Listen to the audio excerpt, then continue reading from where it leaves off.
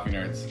I'm Brody, and today I want to dig into something that I believe to be one of the most elusive terms in coffee, and that is the coffee C price. I'm sure that this system was designed decades ago with all the best intentions, but I want to discuss a bit what it actually means and also what we can do about it. Because without talking about solutions, we're sort of just complaining and it's extremely hard to take action. So the C in C price actually stands for commodity and is the idea that coffee is traded as a commodity on the stock market every single day. And this has particular implications. So if you're like me and you don't understand much about the stock market, let's stick to what happens in the commodity market. There are essentially two types of commodities being traded: hard commodities that can be mined or extracted like gold and oil, and soft commodities like agriculture and livestock, sugar, beef, coffee, and we're just talking about green coffee here.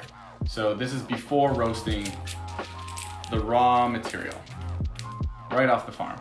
So like most global resources and economic models, prices change with supply and demand. So we've got our graph here, and let's let orange be coffee. So in coffee's case, with more origins producing coffee, the supply goes up, things are going well, but therefore, and this is the blue, this is the C price, goes down because more supply.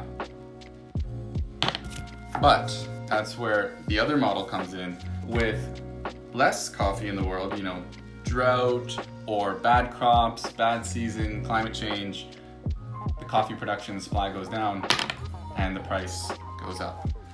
And I mean a higher C price. So this is the, again, commodity market price of coffee. In most industries, this wouldn't seem like such a big deal. I mean, it's just economics. Now, I'm sort of making this out to be fairly straightforward, but the reality is it's not. A lot of the fluctuations in supply and demand actually have to do with speculation, traders purchasing future stocks, and short-term projections. But like I told you, I'm not very stock market savvy, so I'm not going to get into that in this video, but there are a lot of great coffee resources out there on publications like Perfect Daily Grind, Sprudge, Daily Coffee News, etc. So I'm just going to leave you a few links down in the description so you can do some more research. So the real problem is that this coffee market price, the C price, is actually very, very low. In fact, it's most often lower than the cost of production itself, and the changes in supply and demand can sometimes even put producers into more debt than they were already in. But right now, I want to show you something that blows me away more than any of this. So right here on the screen, this figure shows you the fluctuations that the C price has gone through over the years since 1969. The y-axis being price per pound of green bean in US dollars, and the x-axis being time. Now look at the 1970s on the left, almost up to $3.50 per pound. Now we're in 2020, 50 years later, and coffee is at less than $1 per pound. I think around 96, 97 cents the day that I'm making this.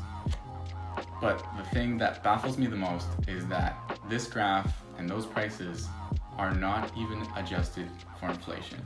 Of course, there are other lows like in 2001 and highs like in 2010, but the point is that though the global price may fluctuate, the cost of producing coffee does not, or at least not in any way that vaguely correlates to this price. So as you can see, it is a very complex issue with many, many variables, and the solution is definitely not very clear. But I honestly believe that one of the biggest ways that we can make a difference is through true transparency in the coffee supply chain, as well as real traceability to each cup of coffee that we drink. And that's where iFinca comes in. iFinca is an app that allows you to see every step of the supply chain all the way back to the farmgate price that was paid to the producer. And I've partnered with them as a sponsor of this video to give you a quick breakdown of how it works. So every iFinca verified coffee bag comes with a unique QR code. And by scanning it, you'll be brought to the link with all the details. As you can see here, it's all traceable back to the exact price that was paid to the farmers. They use blockchain technology to lock in these specific details in every step of the supply chain. It went through the mill, the exporter, the importer, roaster, and finally, the coffee shop. In this case, I'm holding a Colombian coffee that was roasted in New Jersey and sold by a coffee shop called Bue Cafe.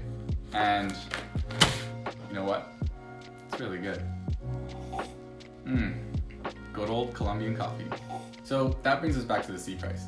By understanding where our coffee money is going and how much of it, we as consumers can start to make purchasing decisions that navigate the C pricing structure and truly start to empower producers. This transparency also holds members of the supply chain accountable, including ourselves.